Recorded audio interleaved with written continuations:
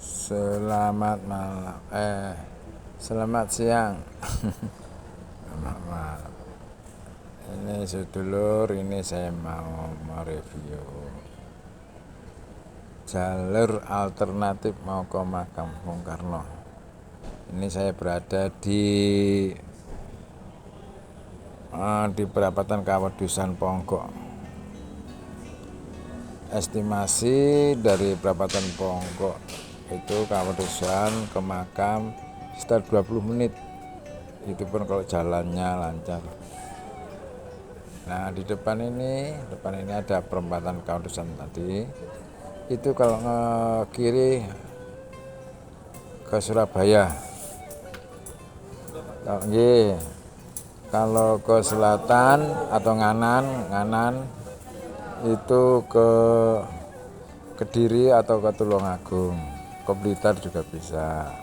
Tapi ini nanti saya mau ambil ke timur lurus yang untuk jalur alternatif, yang jalur cepat menuju makam Bung Karno. Ini lumayan cuacanya cerah ini di siang hari ini. Sekitar jam 10. Assalamualaikum warahmatullahi wabarakatuh. Jam 10 siang.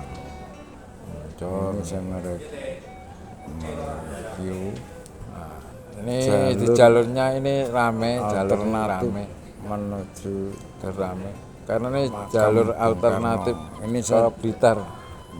Saya mulai dari perempatan jalur alternatif ke Blitar, perempatan Kawedusan. Jalannya mulus, juga lebar. Ini saya masih biasa nih bis pariwisata lewat sini. Nanti ini masih daerah Kawedusan, masih di kawasan desa Kawedusan, kecamatan. Kalau ke kiri ke Surabaya, kalau ke kanan bisa ke Tulungagung. Teman-teman ada yang sudah tahu ya Kawedusan itu mana. Ini sini lurus, karena ini daerah Blitar yang masuk daerah dulu yang rumahnya Blitar sudah paham. Nanti ada perempatan. Ya, estimasinya kalau dari perempatan Kawedusan itu kalau lurus ke desa itu estimasinya Beringin atau langsung ke Penataran bisa. Tapi kalau ke kiri itu di Banjang. Kalau nganan nanti kita ambil kanan. Itu nganan jalannya nih lancar, mulus jalannya, mulus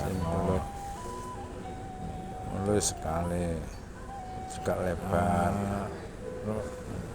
Jalurnya sini lumayan kalau rame, memang cukup rame. Jalur meskipun itu jalur alternatif cukup rame karena memang ya bukan jalan satu-satunya sih, bukan. Itu banyak jalan mendung yang sebelah timur banyak.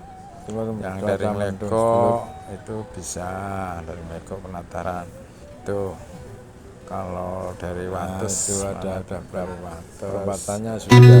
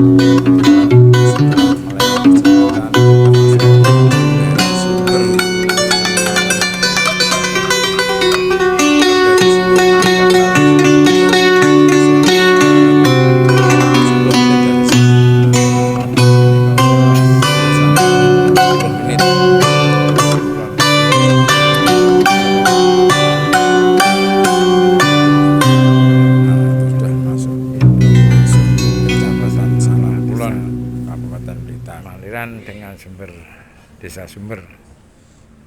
Nah, estimasi dari sini kalau merekam sekitar 15-an menit. Lumayan ramai sini karena ya ibarat jalur pintas, jalan pintas, asal nggak macet, pintas kok ramai, nggak macet. Nah, daerah sini Sumber tuh terkenal banyak petani ikan. Cuacanya kok mendung ya, petani ikan hias, ikan koi. Cuaca kok mendung, ikan koi, petani ikan hias koi. Itu Sumber itu terkenal. Nah, sini yang tadi saya ceritakan. Karena kalau di Blitar tuh enggak, Blitar itu kan sentralnya ikan koi itu. Koi, Sumber itu kualitasnya namanya Sumber, jadi bisa diandalkan kalau ada lomba ikan tuh lek ngarane Sumbernya cetek Blitar tuh. Jadi sawahnya sawah air. Enggak ada tandingannya lah. Malah justru tandingan itu malah koi-koi dari Jepang, karena Jepang. Di wilayah Blitar itu kan untuk koi lokal kan tanahnya tekstur tanahnya kan tanah pasir, itu kualitasnya sama, cuma ada perbedaannya. Kalau masih size-nya sekitar di bawah 50 cm, gasnya di bawah 50 cm, kita masih bisa bicara tingkat internasional.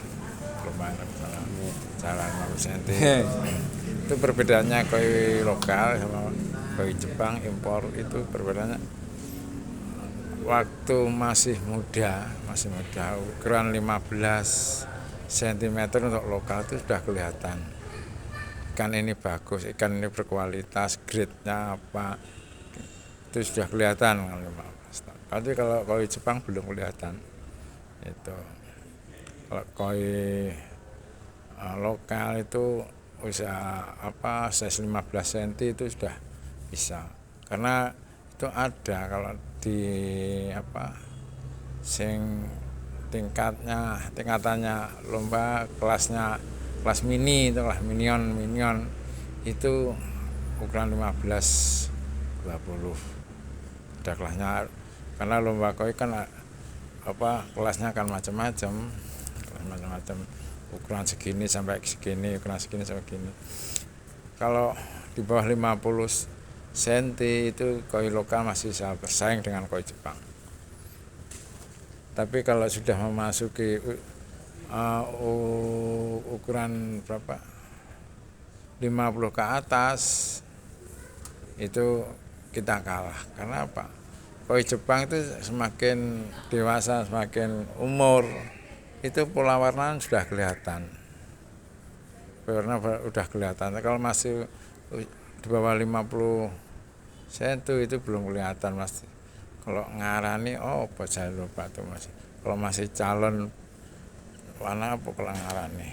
Lupa saya. Terus saya dulu pemain koi tapi udah lama enggak.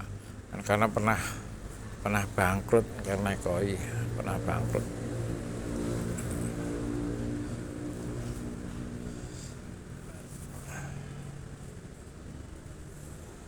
Pernah bangkrut gara-gara koi. Ya waktu itu sekitar tahun 2010, tahun 2010 itu nggak sampai 2010 lah. Sebelum tahun 2010 itu koi Blitar kena wabah herpes, itu yang diserang insang. Karena kalau dalam ikan itu kan insang itu kan ibaratnya nyawanya ikan itu yang terserang itu insangnya. Jadi dan cepat menular kan koi itu cepat menular. Misalnya pagi kena itu, siang udah mati. Saya nandon, kalau namanya nandon itu waktu sebelum kirim ke Jakarta, ke Bandung, itu biasanya ikan kan harus dikarantina dulu guys. Kan itu dikarantina selama seminggu, dilaparkan karena ikan lapar itu sehat. Apalagi nanti kan kasih oksigen. Kalau ikannya nelek, ibaratnya nelek buang kotoran di dalam plastik dan di situ ada oksigennya, itu jadi CO2 ya.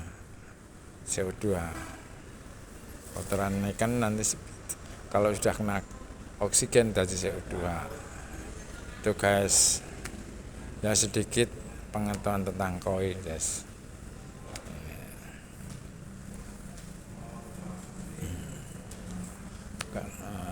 Sebetulnya kalau di rumah itu juga masih ada kok, stok koi masih ada, tapi ya yang kelas B, grade B. Kalau grade A terus kelas kontes, kelas lomba itu saya udah nggak nyetok, karena takut mati, karena resiko kita main nyawa, itu kan ada nyawa, takut.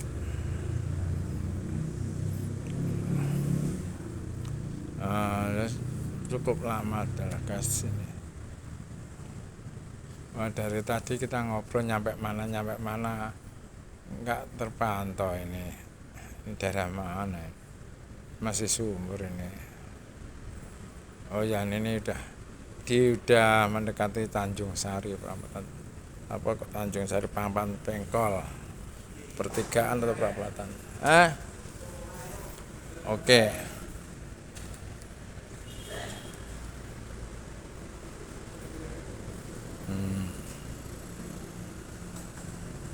Halo, ini udah mendekati Pengkol Blitar.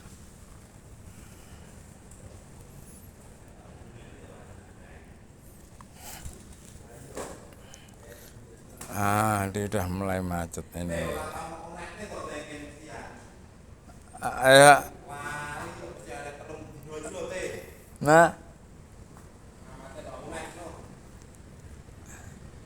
Nah ini perapatan Pengkol, dulur, perapatan Pengkol.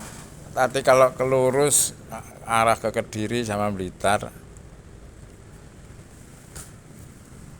Terus tadi ini kita dari perapatan Pengkol itu kita kiri. Nah ini nanti jalan ini lurus sekitar 4 kilo. Nanti sudah masuk kota, udah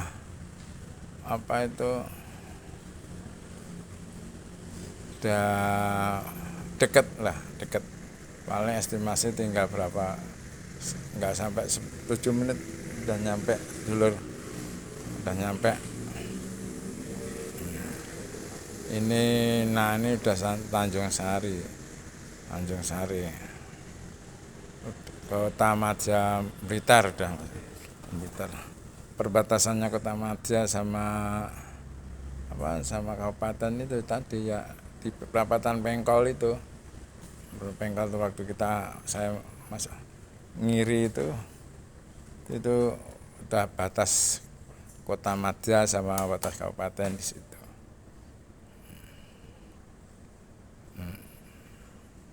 Di Blitar tuh yang terkenal selain koi, nanas. Kalau hortikultura itu nanas, andalan nanas sama telur.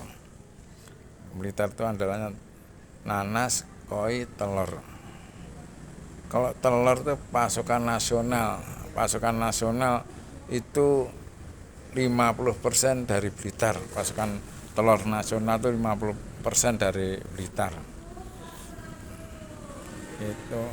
Itu daerah Sengat.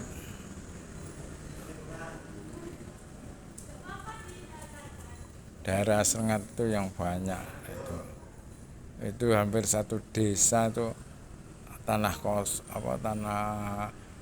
ladang-ladang kosong ini buat peternakan ayam, berhektar-hektar itu kandangnya. Kalau 50 kandang tuh ada.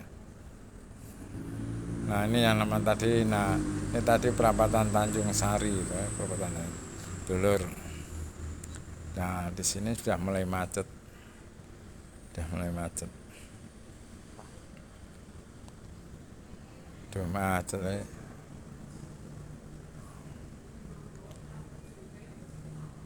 Memang ya, jalurnya ramai, jalur sini ramai,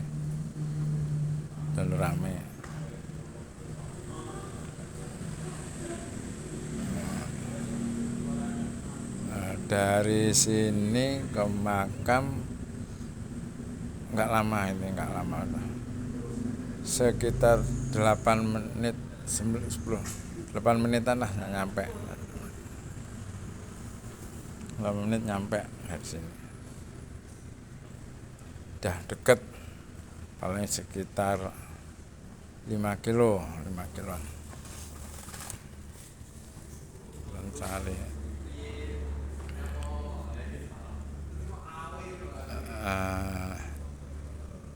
Lumayan ini kelihatannya mau mendung, mau hujan tuh.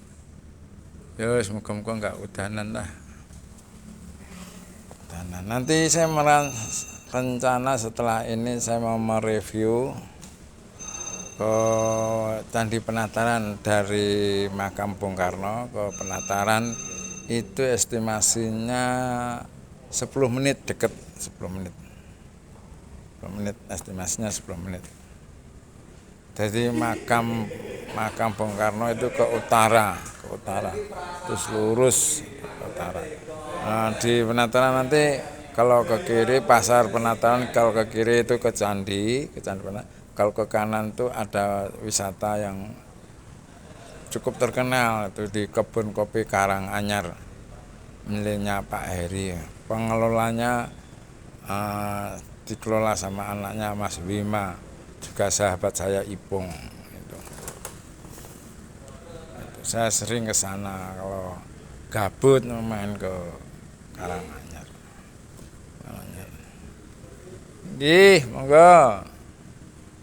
Nah, ini sudah mendekati, ini maksudnya area kota. 5 menit lah, 5 menit sudah nyampe ini. Wah, macet, lampu merah, terobos. Saya sudah terobos. Alhamdulillah udah hijau ini, udah hijau.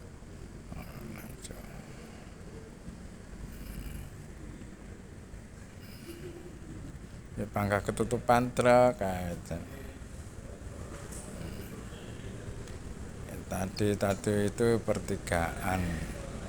Kalau ke kiri bisa ke Candi Penataran.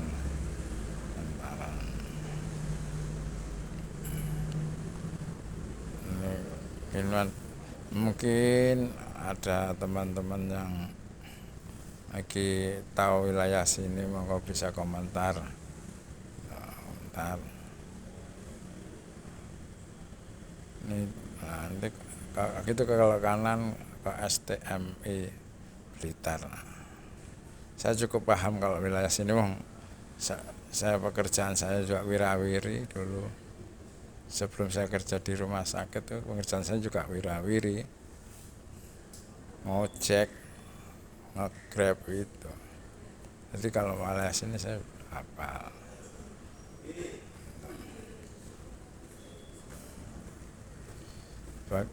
Monggo yang mau ke makam lah, itu ini ada tempat wisata juga nih, yang merah-merah ini, tembok merah itu wisata pemandian sumber udel yang cukup terkenal di Blitar Kota.